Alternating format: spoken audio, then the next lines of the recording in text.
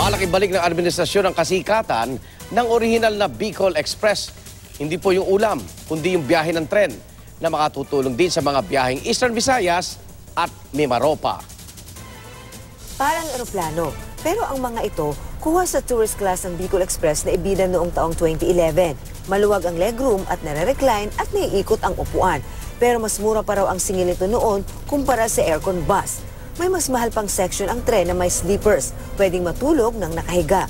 Pero ang maluwang biyahe na maglalapit sana sa Blukang Mayon, mga butandin ng Sorsogon at iba pang pasyalan sa Bicol, patuloy na nidiskaril ng kakarag-karag ng kondisyon ng Philippine Railway System. Katunayan, ilang beses nang nasuspindi ang operasyon nito kabilang noong taong 2012 nang bumigay ang dalawang tulay na dinaraanan ng tren at mahulog pa sa ilog ang tatlong bago ng Bicol Express.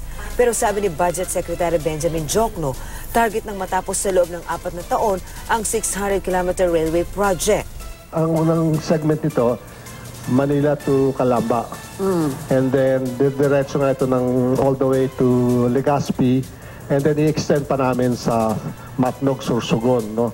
Pero meron itong side track na papunta rin Batangas City.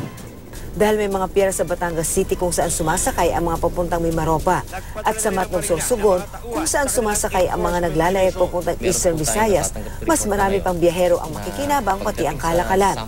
Uutangin ng gobyerno ang kabuuang 250 billion pesos na pondo para rito. Pwedeng China, pwedeng Japan. No? Ang Japan is willing to lend us napakamura ho, 0.25% interest, 40 years to pay, 10 years grace period. Practically giveaway na. No? So, nakakapanghinayang naman na we won't take advantage of that.